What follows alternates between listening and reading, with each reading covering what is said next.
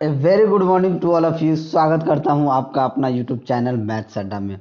चलिए मैं हाजिर हो गया एक नया सेशन लेके। आज हम करने वाले हैं एसके झा सर का ग्रुप डी का जीके प्लस जीएस का सेट नंबर 13 करने वाले हैं। ठीक है, ये सेट नंबर 13 करने वाले हैं। अभी तक हमने 12 सेट कर लिया। अगर आपने नहीं देखा है तो इसका मैंने प्लेलिस्ट बना दिया है, आप वहां से जाके देख सकते हैं। और ये मैं फास्ट रिवीजन के पर्पज से आप सभी के सामने लेके आता हूँ। तो चलिए, अगर आप हमारे चैनल पर नए हैं तो चैनल को सब्सक्राइब कर लें और वीडियो को अंत तक देखें ताकि आपको उसका फ़ायदा मिल सके। तो चलिए आज का पहला क्वेश्चन देखते हैं कि डैश आगरा शहर के संस्थापक कौन है, यानी आगरा शहर के संस्थापक किसे माना जाता है। तो आगरा शहर के संस्थापक सिकंदर लोदी को माना जाता है। तो ऑप्शन ए हमारा सही आंसर हो जाएगा।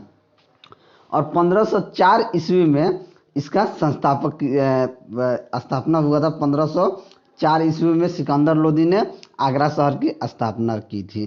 ठीक है, चलिए नेक्स्ट देखते हैं कि भारत और चीन के बीच की सीमा डैश रेखा कहलाती है। तो भारत और चीन की सीमा कौन रेखा कहलाती है? तो मैकमोहन रेखा कहलाती है। ये शिमला समझौता के समय 1914 ईस्वी में ये तय हुआ था। ठीक है, चलिए आगे बढ़ते हैं कि लिम्बाराम किस खेल से संबंधित है। तो लिम्बाराम जो है ये तीरंदाजी से संबंधित है। तो ऑप्शन ए हमारा सही आंसर हो जाएगा। ठीक है, और लिम्बाराम को एशिया कप में 1989 में तीरंदाजी में स्वर्ण पदक प्राप्त हुआ था। ठीक है, चलिए नेक्स्ट। पिछले 10 वर्षों में भारत के किस क्षेत्र में एफडीआई प्रवास सबसे ज़्यादा रहा है? तो एफडीआई प्रवास सबसे ज़्यादा किस में रहा है? दूरसंचार, खाद्य प्रसंस्करण, कीटनाशक, तो सेवाएं में रहा है। तो ऑप्शन डी हमारा सही आंसर हो जाएगा। नेक्स्ट देखते हैं कि ब्रिटिशों ने भारत में अंग्रेजों को अनुदेशी का माध्यम कब बनाया था? तो ये आपको 1835 ईस्वी में बनाया था। तो ऑप्शन ए हमारा सही आंसर हो जाएगा। चलिए नेक्स्ट देखते हैं Jinnah often came to our house पुस्तक का लेखक कौन है? तो इसका लेखक है किरण दोषी। तो ऑप्शन सी हमारा सही आंसर हो जाएगा। अगला क्वेश्चन देखते हैं कि गुरु शिखर जो अरावली पर्वत उच्चतम शिखर है कहाँ पे स्थित है? तो ये कहाँ स्थित है? तो ये आपका राजस्थान में स्थित है। तो ऑप्शन बी हमारा सही आंसर हो जाएगा। अगर इसकी ऊंचाई की बात करें गुरु शिखर की, तो 1722 मीटर इसकी ऊंचाई है। ठीक है, अगर इसकी पर्वत की कुल लंबाई देखी जाए तो 692 किलोमीटर है। ठीक है, चलिए आगे बढ़ते हैं कि आपातकालीन स्थिति के दौरान निम्नलिखित मौलिक अधिकारों में से कौन सा निलंबित नहीं किया जा सकता है? तो जीवन का अधिकार को निलंबित नहीं किया जा सकता है। तो ऑप्शन सी हमारा सही आंसर हो जाएगा। अगला क्वेश्चन देखते हैं कि भारत का कौन सा भू आकृतिक विभाग प्राचीनतम है? तो ये प्रायद्वीपीय जो है ये प्राचीनतम है। तो ऑप्शन सी हमारा सही आंसर हो जाएगा। नेक्स्ट देखते हैं बंगाल में भक्ति आंदोलन का प्रवक्ता किसे माना जाता है? तो ये चैतन्य जी को माना जाता है। तो ऑप्शन ए हमारा सही आंसर हो जाएगा। नेक्स्ट, 2 किलोग्राम के एक द्रव्यमान वाली वस्तु की ओर 20 मीटर पर सेकेंड के प्रारंभिक वेग से फेंकी जाती है। 2 सेकेंड उसकी गतिज ऊर्जा 2 सेकेंड उसकी गतिज ऊर्जा क्या होगी? ठीक है, देखिए यहाँ पे 2 किलोग्राम के द्रव्यमान की वस्तु को 20 मीटर प्रति सेकेंड के वेग से फेंका जाता है तो क्या होगा? जब 2 सेकेंड के फेंका जाएगा, देखिए बल का ऐसे मात्रक क्या होता है? बल का ऐसे मात्रक किलोग्राम होता है। ठीक है, और समय का सेकेंड होता है। तो 1 न्यूटन बराबर यहाँ पे 10⁵ डाइन होता है। ठीक है, और अगर जूल की मैं बात करूँ तो यहाँ मैं जूल की बात अगर करूँ तो 10⁷ जूल होता है। तो देखिए काइनेटिक एनर्जी क्या होता है? काइनेटिक एनर्जी जो होता है वो होता है हाफ mv²। क्या होता है?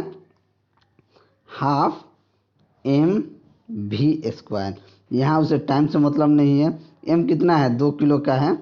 अब v कितना है?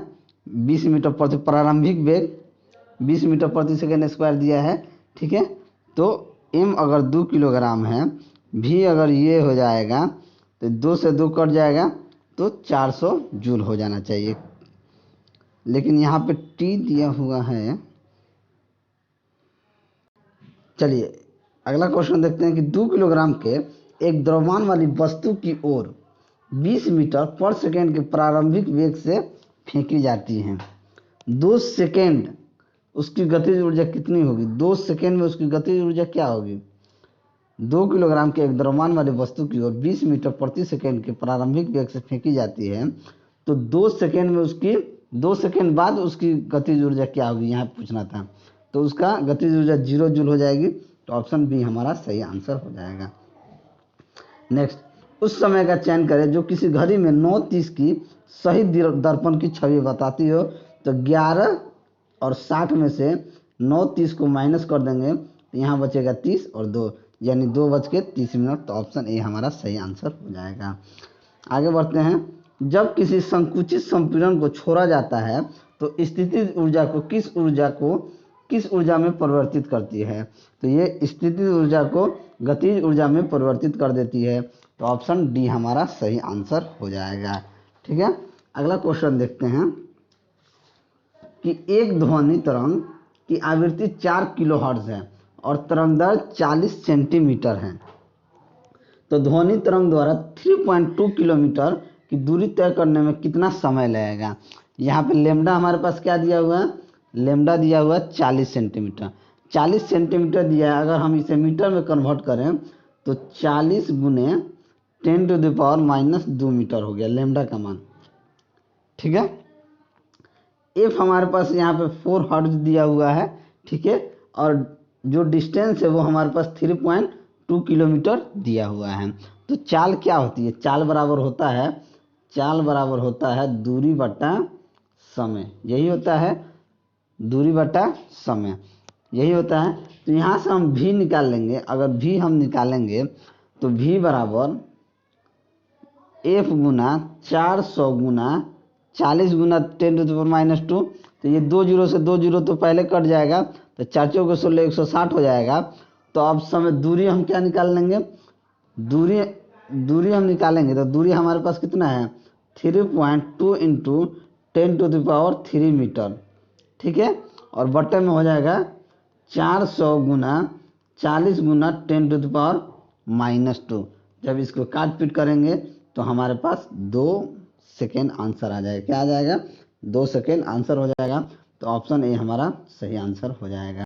नेक्स्ट बढ़ते हैं कि पानी से भरे एक गिलास में रखा गया नींबू गिलास की बगल से देखने पर इसके वास्तविक आकार से बड़ा प्रतीत होता है। इसका कारण क्या है? इसका कारण है प्रकाश का अपवर्तन।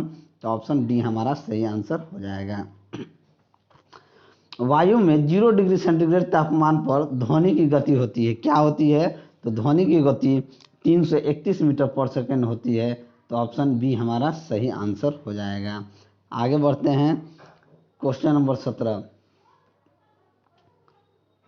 एक हाइड्रोजन परमाणु में इलेक्ट्रॉन 5.0 गुना 10⁻11 त्रिज्या की कक्षा में 2.2 इंटू 10⁻6 मीटर पर सेकेंड से गति से चलता है। समतुल्य विद्युत धारा क्या होगी? तो समतुल्य विद्युत धारा क्या हो जाएगी? इसका हो जाएगा 5 इंटू 10⁻11 और 2 इंटू, तो इन सभी का गुना करेंगे तो हमारे पास क्या आ जाएगा? 22 × 5 = 110 और आपका ये चला जाएगा 10⁵ यानी कि 1.12 मिली, यानी कि ऑप्शन डी हमारा सही आंसर हो जाएगा। ठीक है, विद्युत आवेश। नेक्स्ट, क्रमशः 20 किलोग्राम और 50 किलोग्राम वजन वाली दो वस्तुओं के बीच आकर्षण का बल कितना होगा यदि उनके बीच की दूरी 2 मीटर हो? तो क्या हो जाएगा? 20 किलोमीटर और 50 किलोग्राम वजन का बस आकर्षण बल हमको निकालना है। तो आकर्षण बल क्या होता है? तो ये हमारा हो जाएगा 20 और 50 का। ठीक है, 2 मीटर, बीच की दूरी क्या है? 2 मीटर है। तो आकर्षण बल हमारे पास हो जाएगा 166.75 इंटू 10⁻10 मीटर। नेक्स्ट देखते हैं कि आधुनिक आवर्त सारणी में एक टेढ़ी मेढ़ी रेखा किसे अलग करती है? ठीक है, तो ये आपको धातुओं को अधातुओं से अलग करती है। तो ऑप्शन डी हमारा सही आंसर हो जाएगा। नेक्स्ट देखते हैं कि एक सर्किट में एक बिंदु से दूसरे बिंदु तक सी का आवेश प्रवाहित होता है। यदि दो बिंदुओं का मध्य विभवांतर 5 वोल्ट है तो किए गए कार्य की मात्रा क्या होगी? तो किए गए कार्य की मात्रा क्या हो जाएगी, 10 जूल हो जाएगा। तो ऑप्शन ए हमारा सही आंसर हो जाएगा। नेक्स्ट देखते हैं कि सल्फर का परमाणु द्रव्यमान 32 यू है, सल्फर की 60 ग्राम मात्रा में मोल की संख्या कितनी है, तो मोल की संख्या क्या हो जाएगी, 1.8 मोल हो जाएगा। आगे बढ़ते हैं।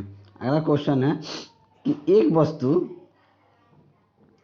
स्थिर से आरंभ होकर 4 मीटर प्रति वर्ग सेकंड के निरंतर से स्थानांतरित होती है, 8 सेकंड बाद इसकी गति कितनी होगी, 8 सेकंड बाद इसकी गति क्या हो जाएगी, 8 चौके 32 मीटर पर सेकंड। तो ऑप्शन सी हमारा सही आंसर हो जाएगा।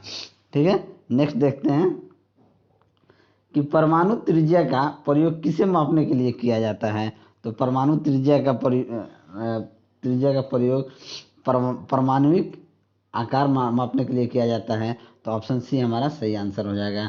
250 ग्राम का ऐसा विलयन जिसमें ग्लूकोज की मात्रा होगी, ग्लूकोज की मात्रा कितना होगी, 250 ग्राम में 12.5 ग्राम हो जाएगी, क्योंकि 2 या 2 से अधिक पदार्थों के सामग्री मिश्रण को विलयन कहते हैं। ठीक है, तो ऑप्शन बी हमारा सही आंसर हो जाएगा। नेक्स्ट देखते हैं, निम्न में से कौन सा हार्मोन युवावस्था के समय लड़कों में दिखाई देने वाली उपस्थिति में बदलाव लाता है, तो ये आपका टेस्टोस्टेरोन। तो ऑप्शन ए हमारा सही आंसर हो जाएगा। नेक्स्ट देखते हैं, निम्न प्लांट में से कौन सा प्लॉट बॉडी है जो जड़ों तनों और पत्तियों से में अलग नहीं है, तो ये स्पाइरोगाइरा है। तो ऑप्शन डी हमारा सही आंसर हो जाएगा। नेक्स्ट, डैश एक जटिल अस्थायी उत्तक है, तो कौन है, तो जाइलम जो है एक जटिल अस्थायी उत्तक है। तो ऑप्शन डी हमारा सही आंसर हो जाएगा। नेक्स्ट,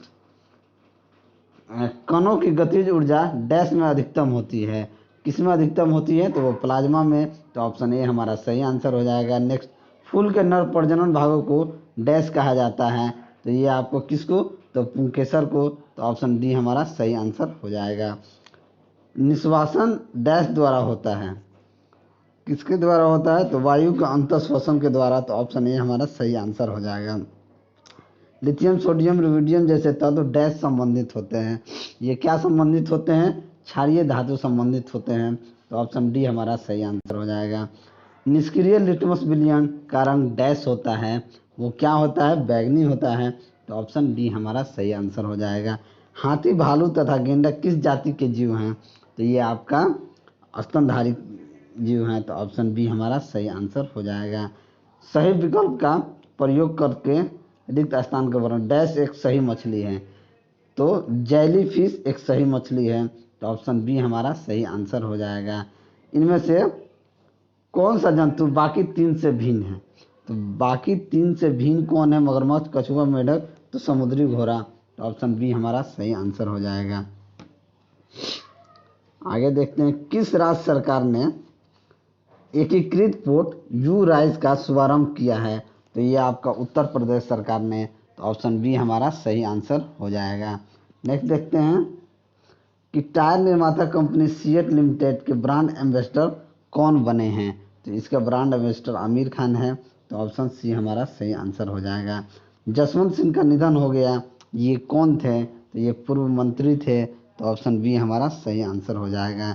नेक्स्ट, भारत सरकार ने एक टोल फ्री मानसिक स्वास्थ्य पुनर्वास हेल्पलाइन सेवा जारी की है, उसका नाम क्या है, तो उसका नाम है आपका किरण। तो ऑप्शन बी हमारा सही आंसर हो जाएगा। एसर इंडिया के ब्रांड एम्बेसडर कौन बने हैं, तो एसर इंडिया के ब्रांड एम्बेसडर जो हैं सोनू सूद हैं। तो ऑप्शन सी हमारा सही आंसर हो जाएगा। शेखर बसु का निधन हो गया है, ये कौन थे, तो ये आपको थे वैज्ञानिक थे। तो ऑप्शन ए हमारा सही आंसर हो जाएगा। ये पद्मश्री पुरस्कार विजेता भी हैं। ठीक है, चलिए आगे बढ़ते हैं। लता मंगेशकर पुरस्कार 2020-21 सम्मान किसे मिला है, तो ये उषा मंगेशकर को मिला है। तो ऑप्शन सी हमारा सही आंसर हो जाएगा। नेक्स्ट, सुपरसोनिक क्रूज मिसाइल जिसका हाल ही में सफल परीक्षण हुआ, उसका क्या नाम है, तो उसका नाम ब्रह्मोस है। तो ऑप्शन सी हमारा सही आंसर हो जाएगा।